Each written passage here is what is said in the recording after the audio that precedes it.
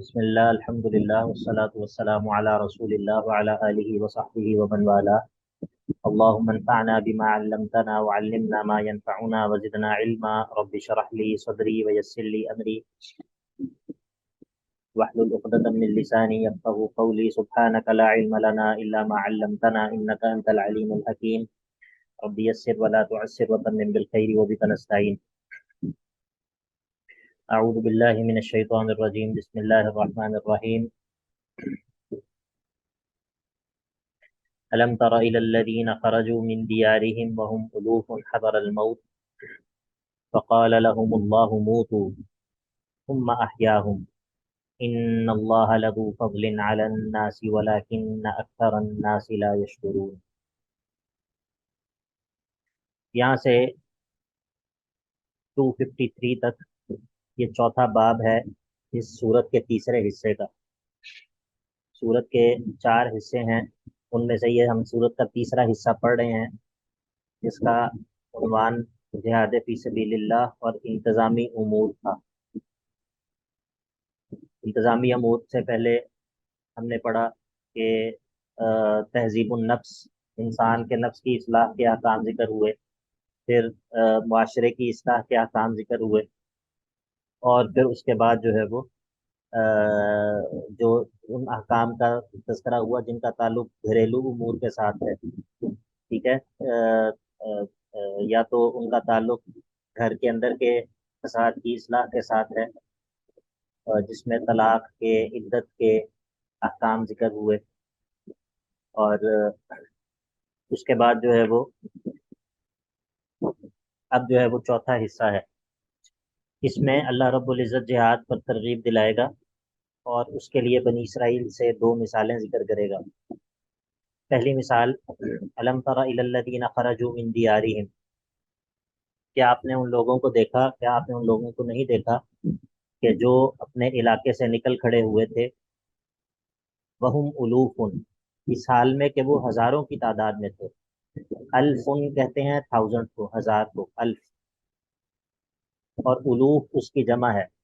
معنی یہ ہے وہم الوف، اس حال میں وہ لوگ اپنے علاقے سے نکلے تھے کہ وہ ہزاروں کی تعداد میں تھے،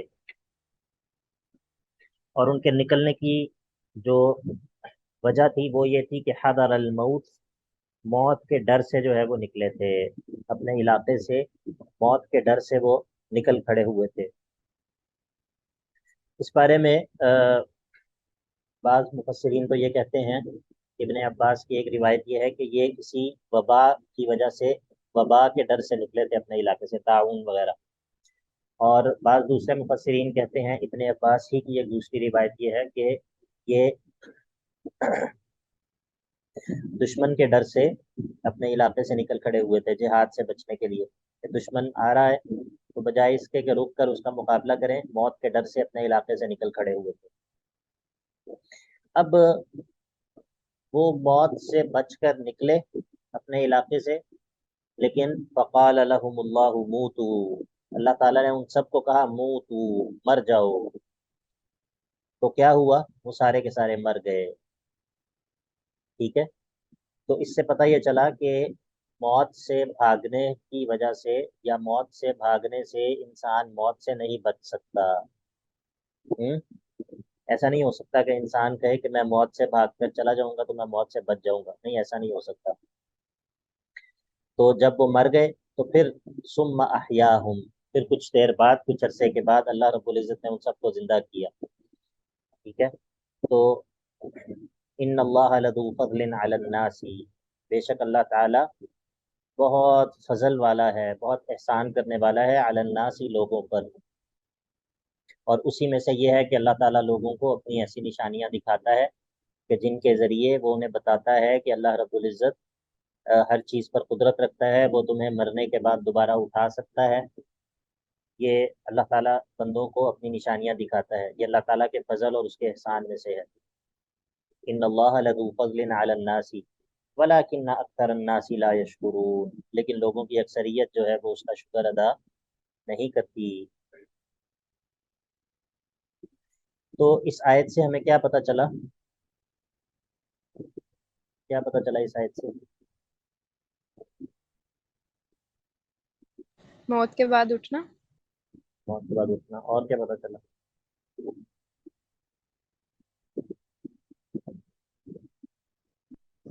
सर वो जिस डर से भागे थे वही अल्लाह ताला ने फिर उनका इम्तिहान लिया हाँ, उससे. यानी कि मौत से भागना जो है वो इंसान को मौत से बचा नहीं सकता, ठीक है। तो जब इंसान मौत से भागने की वजह से मौत से बच नहीं सकता, तो फिर उसको क्या चाहिए? उसको चाहिए कि वो मौत के डर से जिहाद को ना छोड़े। वक़ातिलू फी सबीलिल्लाही, इसीलिए फिर हुक्म दिया जिहाद का। कहा वक़ातिलू फी सबीलिल्लाही, अल्लाह के रास्ते में इलाए कलिमतुल्लाह के लिए क़िताल करो। वअलमू, और जान रखो, याद रखो कि अन्नल्लाह समीउन अलीम, बेशक अल्लाह ताला खूब सुनने वाला और खूब जानने वाला है, ठीक है। यानी कि जब मौत से फरार, मौत से बचा नहीं सकता, तो इसका मतलब है कि इंसान को इस वजह से जिहाद से फरार नहीं इख्तियार करना चाहिए कि इसमें मौत आ जाएगी, ठीक है। तो इसीलिए यहाँ पर फरमाया वक़ातिलू फी सबीलिल्लाहि वअलमू अन्नल्लाह समीउन अलीम। अब क़िताल की तरगीब दी, उसके बाद अल्लाह रब्बुल इज़्ज़त इन्फाक की तरगीब देता है, क्योंकि ये दोनों चीज़ें लाजिम व मलजूम हैं। बगैर इन्फाक के जिहाद नहीं हो सकता। फरमाया मन दल्लज़ी युक़रिदुल्लाह क़र्ज़न हसना, कौन है जो अल्लाह रब्बुल इज़्ज़त को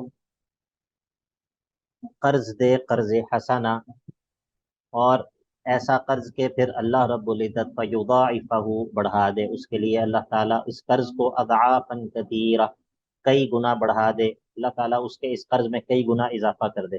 कौन है जो अल्लाह को ऐसा कर्ज दे कि जिसको फिर अल्लाह रब्बुल इज़्ज़त उसके लिए कई गुना बढ़ा दे?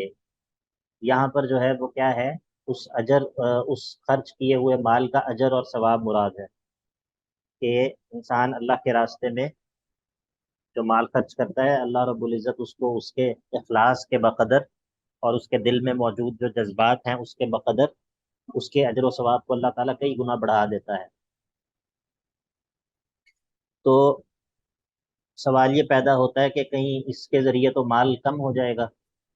जब अल्लाह के रास्ते में खर्च करेंगे, अगर मेरे पास 100 रुपये हैं और मैंने 20 रुपये अल्लाह के रास्ते में खर्च कर दिए, तो अब तो मेरा माल कम हो गया, 80 रुपये रह गए।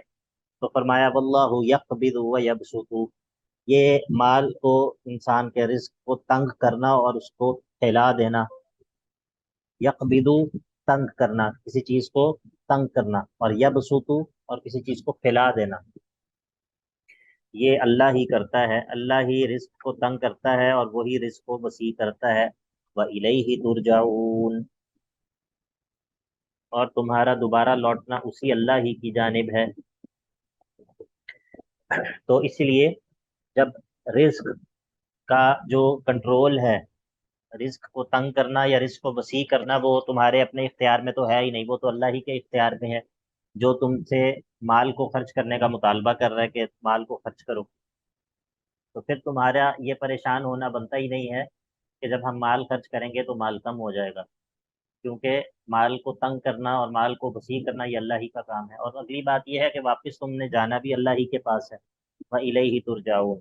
अब एक दूसरी मिसाल जिक्र करेगा तरगीब के लिए। अलम तरा इलल मलई, क्या आपने नहीं देखा उन सरदारों को, मिन बनी इसराइल, जो बनी इसराइल में से थे, मिन बादी मूसा, मूसा अलैहिस्सलाम की वफात के बाद, इद कालू, जब उनसे कहा, लिनबी, इज़ कालू, जब उन्होंने कहा, लिनबीय्यिन लहुम, अपने नबी से ये कहा कि इबअत लना मलिका, हमारे लिए एक अमीर जिहाद मुकर्रर कर दीजिए। मलिका, मलिक, ठीक है, मलिक से मुराद बादशाह है या सरबराह या अमीर जिहाद मुराद है। इबअत लना मलिका, हमारे लिए एक मलिक मुकर्रर कर दीजिए, सरदार मुकर्रर कर दीजिए, कि नुकातिल फी सबीलिल्लाह, हम उसके साथ मिलके अल्लाह के रास्ते में क़िताल करें। अपने नबी से उन्होंने ये तकाजा किया। क़ाला, उन्होंने कहा, हल असैतुम, यकीनन करीब है कि तुम, इन कुतिबा अलैकुमुल क़ितालु, अगर तुम पर क़िताल फ़र्ज कर दिया जाए तो अल्लाह तुक़ातिलू, कि तुम क़िताल ना करो। नबी जो थे उन्होंने उन्हें कहा कि तुम्हारा मामला ये है कि अगर तुम पर अल्लाह ने क़िताल फ़र्ज कर दिया तो तुम जो है वो क़िताल से भाग जाओगे। अभी तो तुम तकाजा कर रहे हो कि अल्लाह ताला हमारे ऊपर क़िताल को फ़र्ज करे, लेकिन अगर अल्लाह ताला ने क़िताल को फ़र्ज कर दिया तो तुम जो है वो सबसे पहले भागने वालों में से होगे, तुम इस पर अमल नहीं करोगे। क़ालू, वो कहने लगे, वमा लना, وہ کہنے لگے وما لنا، ہمارا کیا عذر ہے، ہم کیوں نہیں قتال کریں گے؟ وما لنا اللہ نقاتل فی سبیل اللہ، ہمارا کیا عذر ہے کہ ہم کیوں قتال نہ کریں گے اللہ کے راستے میں؟ حالانکہ وقت اخرجنا، حالانکہ ہم نکالے گئے ہیں، من دیارنا، اپنے گھروں سے، و ابنائنا، اور اپنی اولاد سے، ہمیں ہمارے گھروں سے بے دخل کیا گیا، ہمیں ہماری اولاد میں سے نکال دیا گیا، ہماری جو آل اولاد ہے اس سے نکلنے پر ہمیں مجبور کر دیا گیا، پھر ہم کیوں قتال نہیں کریں گے؟ اللہ تعالیٰ بس ہم پر فرض کرے، پھر دیکھیں ہم کیا کرتے ہیں۔ تو فلما کتب علیہم القتال، جب ان پر قتال فرض کر دیا گیا تو تولوا، پھر وہ پھر گئے، ٹھیک ہے؟ پھر اللہ تعالیٰ نے جب تک حکم نازل نہیں کیا تھا تب تک جو ہے وہ بڑی بڑی باتیں کرتے تھے، اور جب اللہ تعالیٰ نے حکم نازل کر دیا تو پھر کیا کیا؟ پھر گئے، الا قلیلا منہم، سوائے ایک چھوٹی سی تعداد کے۔ واللہ علیم بالظالمین، اور اللہ رب العزت ایسے ظالموں کے بارے میں خوب جاننے والا ہے جنہوں نے اللہ تعالیٰ کا حکم آ جانے کے بعد اس سے روگردانی کی۔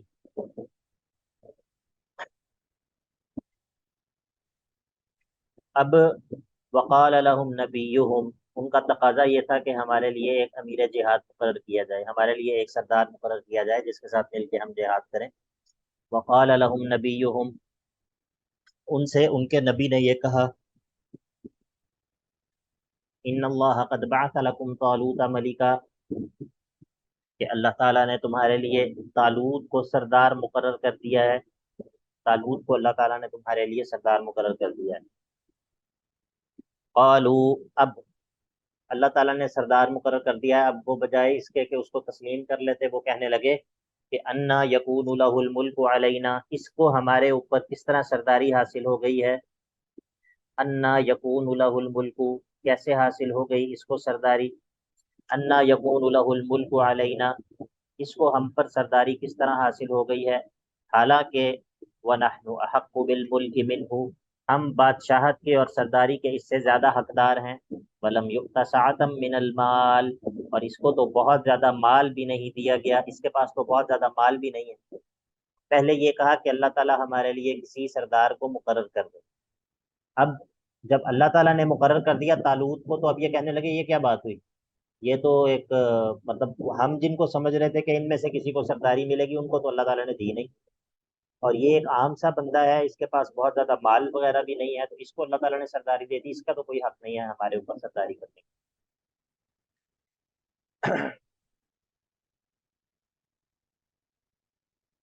السلام علیکم سر۔ جی وعلیکم السلام۔ سر یہ حضرت موسیٰ علیہ السلام کے بعد یہ جو جس بھی ذکر ہو رہا ہے ان کا، جنہوں نے طالوت کو ان کے لیے بنی اسرائیل کے لیے سردار بنایا تھا، یہ کون، یہ کچھ نبی تھے یا کون تھے؟ جی نبی ہے، لکھا تو ہوا ہے، وقال نہیں لهم سر، نبی، نام وغیرہ۔ یہ غالباً یوشع تھے، غالباً یوشع تھے، جی سر۔ پتہ نہیں ہے، دیکھنا پڑے گا۔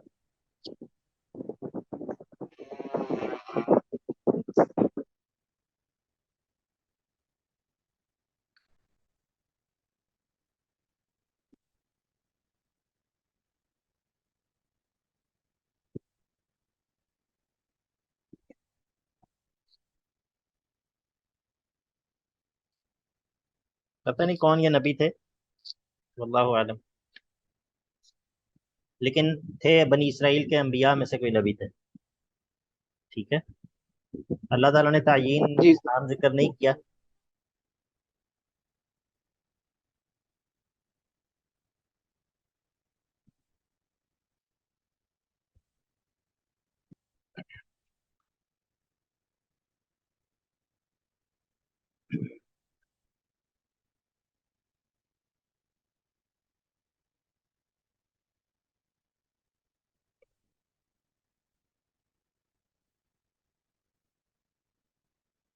اچھا جی،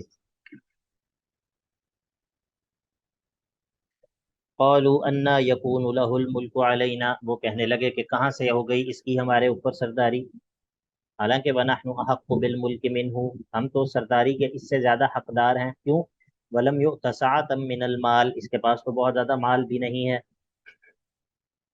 یہ وہی بات ہے جس طرح میں نے پہلے آپ لوگوں کو بتایا تھا ایک جگہ پہ کہ اللہ تعالیٰ، یعنی کہ وہی جو ہے، وہی انسانوں کے جو معیار ہیں، معیار ان کی اصلاح کرتی ہے، ٹھیک ہے؟ انسان بعض دفعہ غلط معیار کی وجہ سے انسان حق کو ٹھکرا رہا ہوتا ہے، کیونکہ اس کے ذہن میں سٹینڈرڈز ہی غلط ہوتے ہیں۔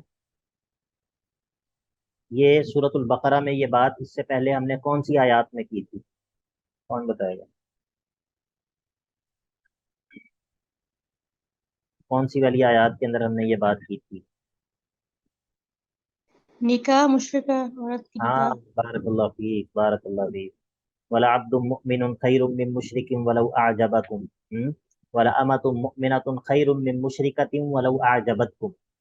اگر ایک غلام ہو لیکن مومن مت ہو، مومن غلام وہ ایک آزاد مشرک سے بہتر ہے، اگرچہ وہ آزاد مشرک حسن کے اعتبار سے اور مال کے اعتبار سے تمہیں اچھا ہی کیوں نہ لگے، اور ایک مومنہ لونڈی وہ ایک آزاد مشرکہ عورت سے بہتر ہے، اگرچہ وہ آزاد مشرکہ عورت اپنے حسن اور اپنے مال کے اعتبار سے تمہیں زیادہ اچھی ہی کیوں نہ لگے، ٹھیک ہے؟ تو یہ کیا تھا؟ اللہ تعالیٰ کیا کر رہا تھا اس کے ذریعے؟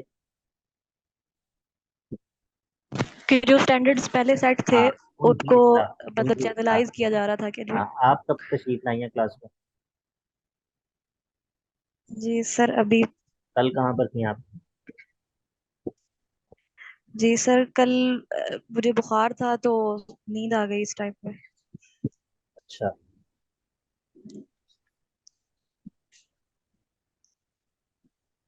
یہ تو کلاس لیٹ کر بھی لی جا سکتی ہے، کلاس چھوڑا نہ کریں، کلاس کو چھوڑا نہ کریں۔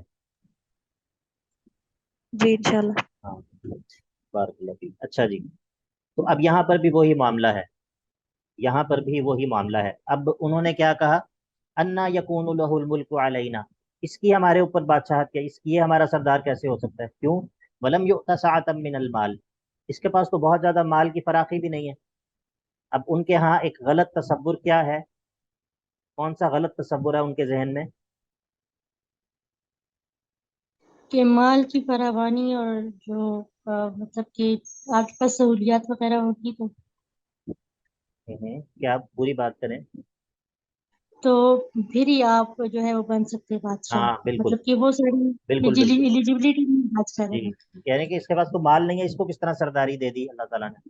تو اب اس کا جواب جو نبی تھے انہوں نے کہا، قال، نبی جو تھے انہوں نے جواب دیا، ان اللہ اصطفاہ علیکم، پہلی بات تو یہ ہے کہ اس کو اللہ نے چنا ہے تمہارے اوپر سرداری کے لیے، اللہ نے اس کو تمہارے اوپر سرداری کے لیے چنا ہے۔ یہ پہلا جواب ہے کہ جب اللہ نے اس کو تمہارے اوپر سرداری کے لیے چنا ہے تو اب تمہارا یہ بات کرنا کہ یہ ہمارے اوپر سردار کیسے ہو سکتا ہے، اس کے پاس تو بہت سارا مال نہیں ہے، یہ تو ایسا ہے، یہ تو معاشرے کے اندر اس کی کوئی اتنی، ہم تو اس کو نہیں جانتے کہ یہ ہماری ایلیٹ کلاس سے اس کا تعلق ہو، ان سب باتوں کی کوئی حیثیت نہیں ہے۔ کیوں؟ کیونکہ ان اللہ اصطفاہ علیکم، کیونکہ اس کو اللہ نے چنا ہے تمہارے اوپر سرداری کے لیے، ٹھیک ہے؟ یہ مستقل جواب ہے۔ باقی جہاں تک بات ہے کہ اس کے پاس مال بہت زیادہ نہیں ہے، تو وزادہ، اس کو اللہ نے بڑھایا ہے، بسطتاً فی العلم والجسم، اس کو فراخی علم اور ہمت اس کو عطا کی ہے، اس کو مضبوط جسم، مضبوط ارادہ، مضبوط قوت ارادہ اور علم جو ہے اس کو اللہ رب العزت نے عطا کیا ہے، ٹھیک ہے؟ بات سمجھ آ گئی آپ کو؟ تو اگر اس کے پاس، کسی شخص کے پاس اگر مضبوط جو ہے وہ قوت ارادہ، عزم، ہمت اور علم اور حکمت اور جو قیادت کی جو جسمانی طور پر وہ قیادت کے قابل ہے، اگر اس کے اندر یہ صلاحیتیں موجود ہیں تو اگرچہ اس کے پاس بہت زیادہ مال نہ ہو، وہ قیادت کا اہل ہے۔ تو اور دوسری بات یہ ہے کہ اگر اللہ تعالیٰ نے اس کو چن لیا ہے آپ کے اوپر قیادت کرنے کے لیے تو آپ کو اعتراض کا کوئی حق نہیں ہے۔ ان اللہ اصطفاہ علیکم وزادہ بسطۃ فی العلم والجسم واللہ یؤتی ملکہ من یشاء، اور اللہ جس کو چاہتا ہے اپنی بادشاہت میں سے عطا کر دیتا ہے۔ واللہ واسع علیم، واللہ واسع، اور اللہ تعالیٰ واسع ہے، یعنی کہ واسع فضلہ، اس کا فضل بہت واسع ہے، اور علیم بکل شیء، وہ ہر چیز کو جاننے والا ہے، اور اس میں سے یہ بھی ہے کہ اسے پتہ ہے کہ میں نے کس کو بادشاہت اور کس کو سرداری دینی ہے۔ समझ आ गई? जी सर। सर ये भी तो है ना इसका मतलब कि हकारत की नज़र से अगर किसी को देख सकते हैं तो अल्लाह ताला उसको ऊंचा भी कर सकते हैं, ये तो अल्लाह ताला की मर्जी है। बिल्कुल जाहिर है कि वो यही बात हो गई ना जो हमने बात की है कि हकारत, लोगों के यहाँ हकारत का, मुमकिन है कि एक चीज़ लोगों के यहाँ हकारत का पैमाना हो, लोगों के यहाँ एक चीज़ ऐसी हो कि जिसकी बुनियाद पर जी वो सर। दूसरों को हकीर समझते हो, लेकिन अल्लाह रब्बुल इज़्ज़त के यहाँ वो शख्स जो है वो क्या हो, वो मुअज़्ज़ज़ हो। हम्म? आपने वो हदीस सुनी है कि अल्लाह के नबी अलैहिस्सलातु वस्सलाम ने फरमाया कि रुब्बा अशअत अगबरा मदफूउन अलल अबवाबि लौ अक़सम अलल्लाहि लअबर्र। हाँ, रुब्बा अशअत अगबर, कई दफा ऐसा होता है कि एक शख्स जिसके बाल खाक आलूद हैं, बाल बिखरे हुए हैं, लिबास उसका खाक आलूद है, हाँ, और उसको दरवाजों से धकेल दिया जाता है, दरवाजों से धकेल दिया जाता है, मतलब कोई उसकी कोई, लोगों की नजर में उसकी कोई हैसियत नहीं होती, लेकिन लौ अक़सम अलल्लाहि लअबर्र, अगर वो अल्लाह पर कोई कसम डाल दे, अगर वो कहे कि अल्लाह की कसम ऐसा नहीं होगा, तो अल्लाह ताला उसकी कसम को पूरा कर देता है, अल्लाह ताला उसकी कसम का जो है वो खिलाफ नहीं करता। इससे हमें क्या पता चलता है?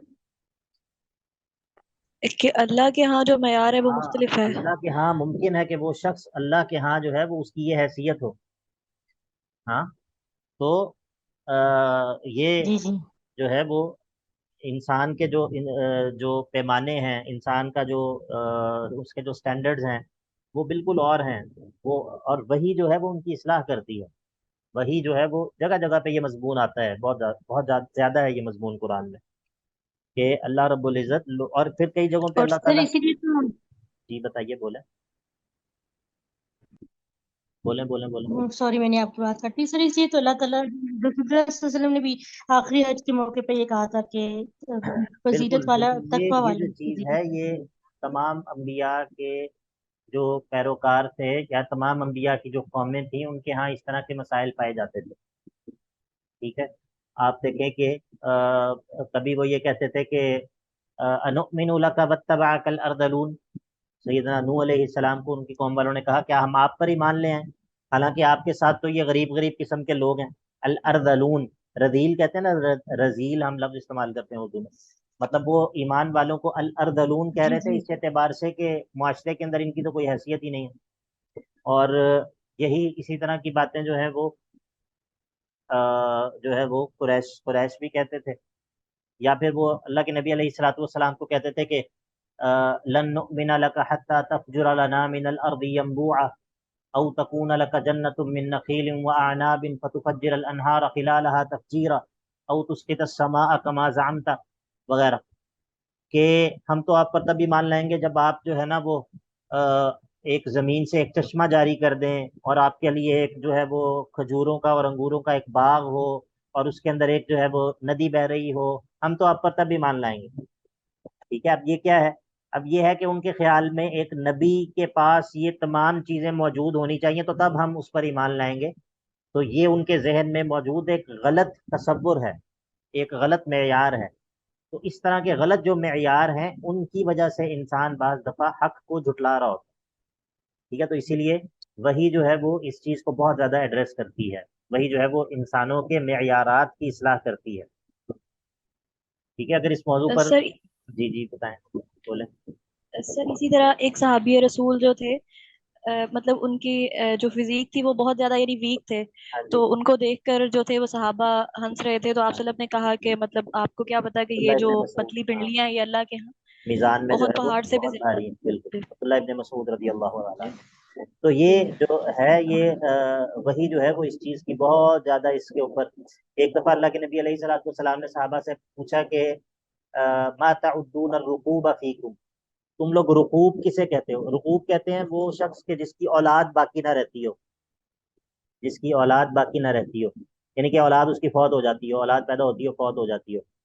मा तउद्दून रुकूब फीकुम, तो अल्लाह के नबी, साहबा ने कहा कि अल्लाह के नबी वो बंदा जो जिसकी औलाद बाकी नहीं रहती। ठीक है, तो अल्लाह के नबी अलैहिस्सलाम ने क्या कहा? अल्लाह के नबी ने बिल्कुल इसका उलट कहा, उन्होंने कहा नहीं, बल्कि रकूब वो है कि जिसकी औलाद में से कोई भी अल्लाह के पास नहीं गया पहले,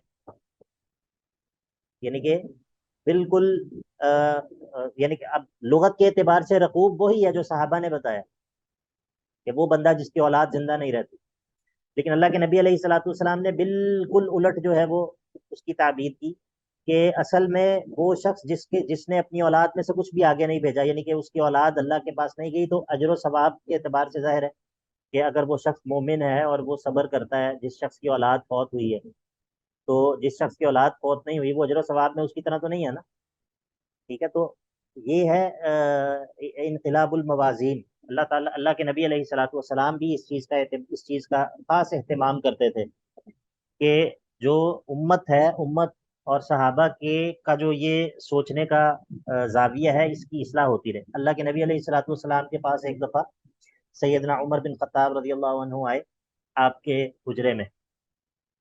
اللہ کے نبی علیہ الصلوۃ والسلام چٹائی کے اوپر لیٹے ہوئے تھے، اور سیدنا عمر اندر داخل ہوئے، انہوں نے ایسے کمرے کے اندر دیکھا تو ایک طرف جو ہے وہ ایک چند تھوڑا سا جو ہے وہ جو پڑے ہوئے تھے، اور یعنی کہ مطلب بالکل مختصر سا سامان تھا، کچھ چیزیں تھی کمرے کے اندر، اس کے علاوہ کچھ بھی نہیں تھا۔ اور اللہ کے نبی علیہ الصلوۃ والسلام چونکہ چٹائی پہ لیٹے ہوئے تھے، تو آپ جب اٹھے تو آپ کے جسم کے اوپر اس چٹائی کے نشانات پڑے ہوئے تھے۔ تو سیدنا عمر بن خطاب رضی اللہ عنہ رونے لگ گئے۔ اللہ کے نبی علیہ الصلوۃ والسلام نے پوچھا کہ ما یبکی کا یا عمر، کس چیز نے تجھے رلایا ہے اے عمر؟ انہوں نے کہا کہ اللہ کے نبی علیہ الصلوۃ والسلام، جو قیصر اور کسریٰ ہیں، جو دنیا کے بادشاہ ہیں، وہ بڑی بڑی جناب عیش کے اندر ہیں، محلات میں ہیں، نہروں میں ہیں، مزے کر رہے ہیں، اور آپ اللہ کے نبی اور اللہ کے چنے ہوئے ہیں، اور آپ کی یہ کیفیت ہے یہ جو میں دیکھ رہا ہوں۔ یہ سوچیں کہ قیصر اور کسریٰ، ان کی کوئی حیثیت نہیں ہے آپ کے سامنے، لیکن ان کے پاس جو ہے وہ دنیا کی ساری نعمتیں ہیں، قصور اور انہار اور جناب موج مستی اور زبردست قسم کے محلات اور سب کچھ ہے، اور آپ اللہ کے صفی، اللہ کے چنے ہوئے اور اللہ کے نبی ہیں، اور آپ یہ اس کیفیت میں ہیں۔ اب اللہ کے نبی نے کیا جواب دیا؟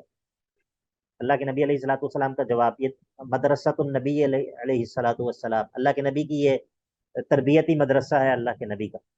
اللہ کے نبی کہتے ہیں کہ اے امت، کیا تمہیں یہ پسند نہیں ہے کہ ان لہم الدنیا ولنا الآخرہ؟ کیا تمہیں یہ پسند نہیں ہے کہ ان کے لیے دنیا میں یہ سب کچھ ہو جائے، اور ہمیں بے شک دنیا میں سب کچھ نہ ملے، ہمارے لیے آخرت میں یہ سب کچھ ہو؟ یہ جواب عظیم جواب ہے، یہ بہت بڑا جواب ہے، اور یہ صرف ایک جواب نہیں ہے بلکہ یہ پورا جو انسان کا سوچنے کا زاویہ ہے اس کی اصلاح ہے، ٹھیک ہے؟ تو اسی طرح وہ جو حدیث ہے، الدنیا سجن المؤمن و جنت الکافر، الدنیا سجن المؤمن و جنت الکافر، یہ بھی حدیث بہت عظیم ہے اسی باب میں کہ مومن جو ہے وہ دنیا کے اندر وہ آزاد نہیں ہے، آزاد نہیں ہے۔ کیا مطلب ہے اس کا؟ سجن المؤمن، دنیا مومن کے لیے سجن ہے، قید خانہ ہے، اس کا کیا مطلب ہے؟ سر اس سے مراد آزمائشیں بھی ہو سکتی ہیں اور اللہ تعالیٰ کی باؤنڈریز بھی۔ ہاں، اصل یہ دوسری بات ہے۔ اصل بات یہ ہے کہ جس طرح سجن جو ہوتا ہے، سجن، اس کے اندر بنیادی چیز یہ ہوتی ہے کہ انسان وہاں پر آزاد نہیں ہوتا، انسان قید ہوتا ہے، جی مقید ہاں۔ ہوتا ہے، ٹھیک ہے؟ تو انسان مومن جو ہے وہ دنیا کے اندر آزاد نہیں ہے، آزاد نہیں ہے بالکل، کیونکہ اس کے اوپر جو ہے وہ حلال اور حرام ہے، اس کے اوپر جو ہے وہ اللہ تعالیٰ کے اوامر ہیں، اللہ تعالیٰ کی نواہی ہیں، وہ باؤنڈریز ہیں، ان کو کراس نہیں کر سکتا، وہ جو چاہتا ہے وہ نہیں کر سکتا، ٹھیک ہے؟ یہ معنی ہے الدنیا سجن المؤمن و جنت الکافر، ٹھیک ہے؟ اور وہ اس اعتبار سے جنت ہے اس کے لیے کہ وہ جناب جو چاہتا ہے کرتا ہے، اس کے اوپر کوئی روک ٹوک جو ہے وہ نہیں سمجھتا اپنے اوپر، اور اپنی خواہش نفس کے مطابق اپنی آزادی جو ہے وہ آزادی کے ساتھ زندگی گزارتا ہے۔ تو یہ بھی جو ہے وہ بہت عظیم حدیث ہے اسی معنی میں۔ اچھا جی، چلے ہم اپنی بات پوری کرتے ہیں۔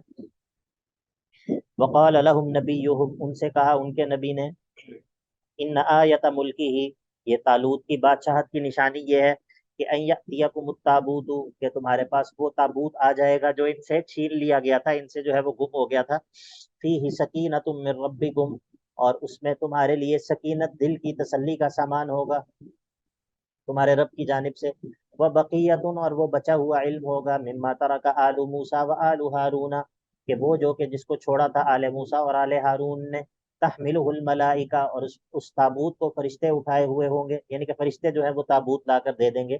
تو یہ نشانی ہوگی اس بات کی کہ طالوت کو اللہ رب العزت نے تمہارے اوپر سرداری کے لیے چن لیا ہے. پھر ایسا ہی ہوا. ان فی ذلک لآیۃ لکم، اس میں تمہارے لیے نشانی ہوگی، ان کنتم مؤمنین، اگر تم ماننے والے ہو. یہ آپ کو آیات سکینت کا پتہ ہے؟ آیات سکینت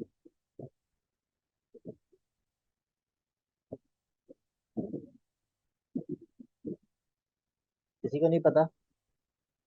آیات سکینت یا قرآن مجید کے اندر کچھ آیات ہیں، 6 آیات ہیں تقریباً، ان میں سے ایک یہ بھی ہے کہ جن کے اندر سکینت کا تذکرہ ہوا ہے. سکینت اصل میں اللہ رب العزت کی طرف سے انسان کے قلب کے اوپر اترنے والی ایک جو ہے وہ ایک سکون اور ایک اضطراب کو دور کرنا، اضطراب اور بے چینی کو رفع کرنا.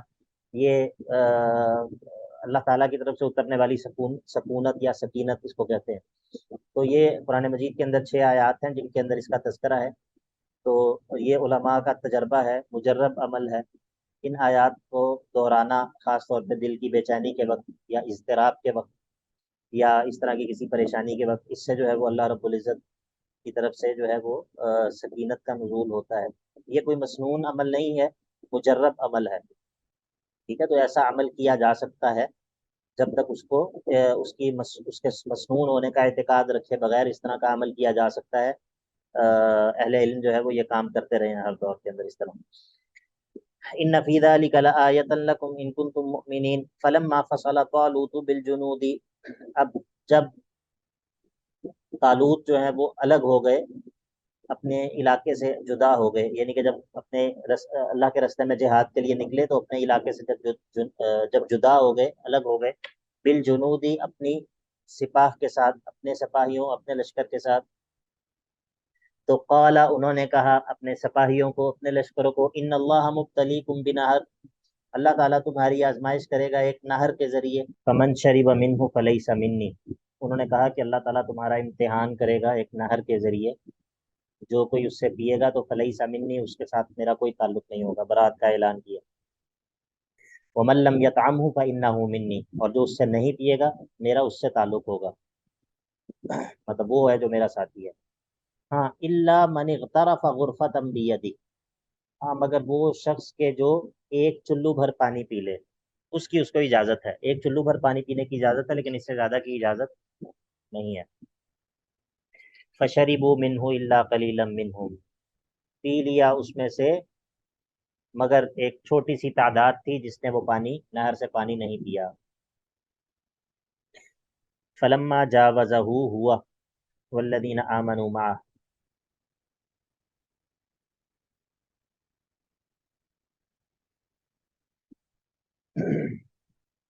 یہ جو اللہ تعالیٰ کے احکام ہیں، اللہ تعالیٰ کے جو احکام ہوتے ہیں، ان کے اندر انسان کا بنیادی طور پر امتحان ہوتا ہے، یا انسان کو اس کی جو ہوا ہے، اس کا جو نفس ہے، اس کے نفس کی جو بندگی ہے اس سے نکالنا مقصود ہوتا ہے، کہ انسان اپنے نفس کا بندہ نہ ہو بلکہ اللہ تعالیٰ کا بندہ ہو. اب آپ ذرا یہ سوچئے کہ پرانے زمانے کی جو جنگ تھی، جنگ آج بھی جنگ ہی ہے، جنگ آج بھی کوئی آسان نہیں ہے، لیکن ظاہر ہے کہ پچھلے دور کے اندر جنگ زیادہ مشقت والی تھی. اب اس میں پورا لباس بھی ایسا پہن کے اور پھر بھاری اسلحہ اور وہ ساری چیزیں اٹھا کر سفر کرتے ہوئے جا رہے ہیں، اور اس میں ایک جو ہے وہ نہر آ جاتی ہے پانی کی. اب مجھے آپ بتائیے کہ نفس کا کیا تقاضا ہے اس موقع پر؟ نفس کیا چاہتا ہے؟ کہ پیاس بہت لگی، سارا جتنا پانی پینے پی لو. ہاں، نفس تو پانی پینے کی طرف مائل ہوگا نا. تو لیکن اس موقع پر اللہ تعالیٰ نے کیا آزمائش اور کیا اللہ تعالیٰ نے امتحان رکھا کہ پانی پینے سے منع کر دیا، اور تھوڑا سا جو ہے وہ ایک چلو بھر پانی پینے کی اجازت دے دی. ٹھیک ہے، تو یہ اللہ تعالیٰ کے جو بعض احکام ہوتے ہیں، یعنی کہ اس کے اندر یہ ضروری نہیں ہے، اللہ تعالیٰ کے احکام کے اندر یہ ضروری نہیں ہے کہ وہ چیز کوئی انسانی فطرت کے بالکل خلاف ہو اور یعنی کہ بالکل انسانوں میں اس چیز کی کوئی طلب موجود نہ ہو، تو پھر انسان کہے کہ یہ جو ہے نا یہ حرام ہے. ایسا نہیں ہے. یہ بات میں اس لیے کر رہا ہوں کہ بعض لوگ بعض چیزوں کو نارملائز کرنے کے لیے یا بعض چیزوں کو لیجیٹیمائز کرنے کے لیے ان کی جو شناعت اور ان کی جو برائی ہے اس کو کم کرنے کے لیے یہ کہتے ہیں کہ یہ تو انسان کی فطرت کے اندر ہے. خاص طور پہ جس طرح اب آج کل یہ جو LGBT والا معاملہ ہے، اس کو بعض لوگ جو ہے وہ یہ آرگومنٹ ان کا یہ ہوتا ہے کہ یہ تو انسان کی فطرت کے اندر ہے. ٹھیک ہے، اور پھر وہ جانوروں میں سے پیش کرتے ہیں مثالیں کہ جی فلاں فلاں جانوروں کے اندر یہ پایا جاتا ہے اور یہ ہے، اس طرح ہے. تو بالفرض ہم یہ تسلیم کر لیں، بالفرض ہم یہ تسلیم کر لیں کہ یہ انسان کی فطرت کے اندر ہے، حالانکہ ایسا نہیں ہے. بالفرض ہم یہ تسلیم کر لیں کہ یہ انسان کی فطرت کے اندر ہے، تب بھی اس کی حرمت کے اوپر کوئی فرق نہیں پڑتا. تب بھی اس کی حرمت کے اوپر کوئی فرق نہیں پڑتا. اس کو سمجھ آئیے میری بات کی؟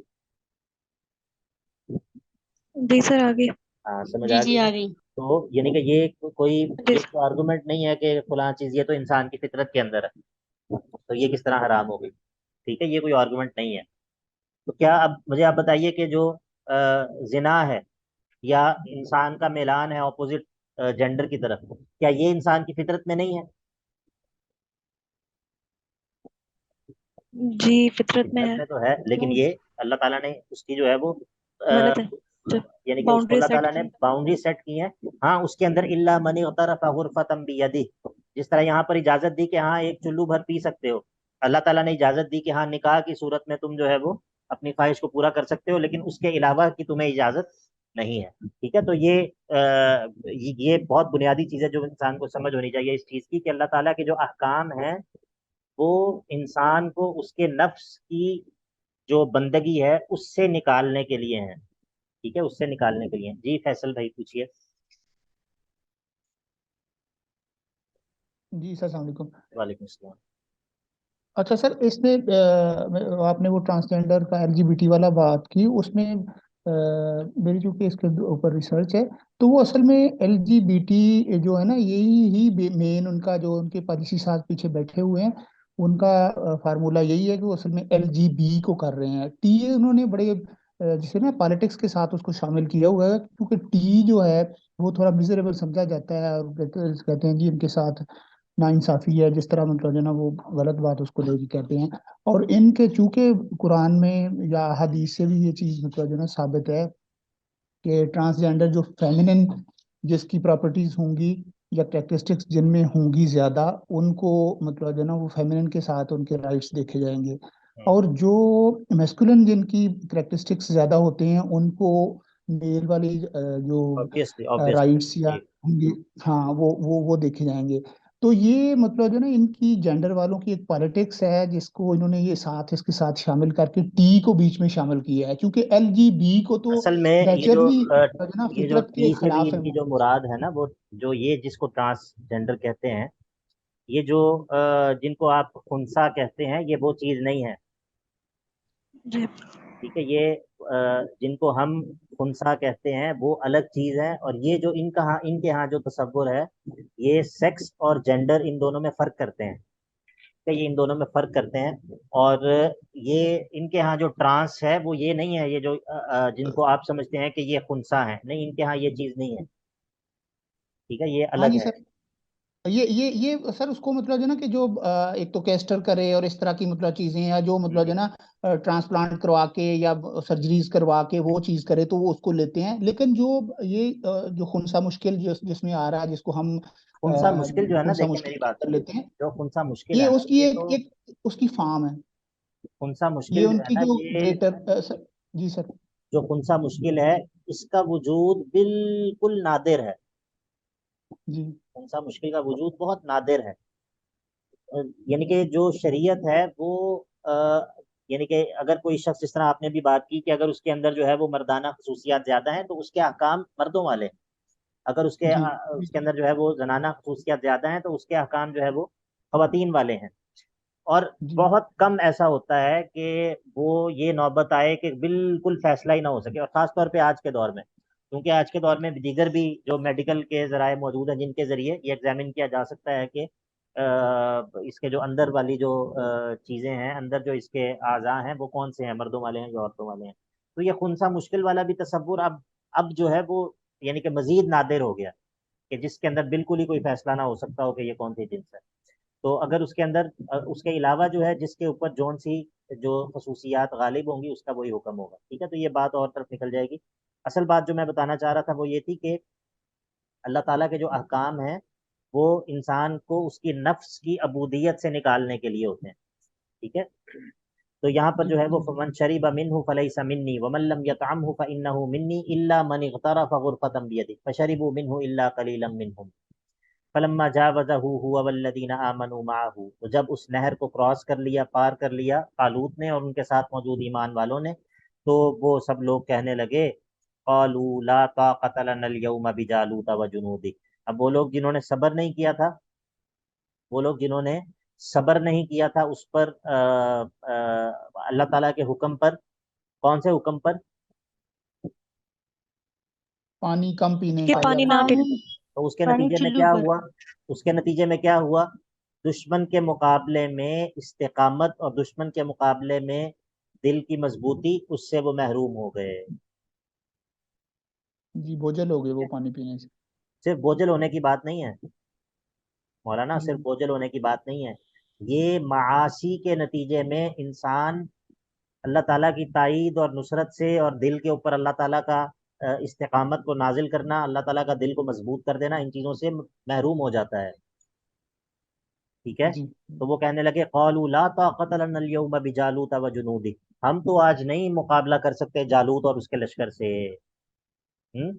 اب اس کے مقابلے میں وہ لوگ جنہوں نے اللہ تعالیٰ کے حکم پر عمل کیا تھا، قال الذین یظنون انہم ملاقو اللہ، وہ لوگ جن کو اللہ تعالیٰ سے ملاقات کا یقین تھا، جن لوگوں کو اللہ تعالیٰ سے ملاقات کا یقین تھا، وہ یہ کہنے لگے کم من فئۃ قلیلۃ غلبت فئۃ کثیرۃ باذن اللہ.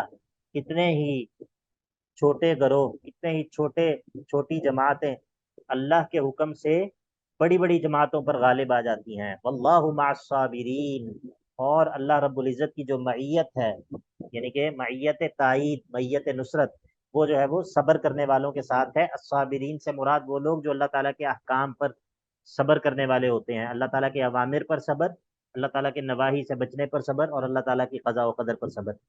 تو یہ انشاءاللہ یہاں سے کل پڑھیں گے.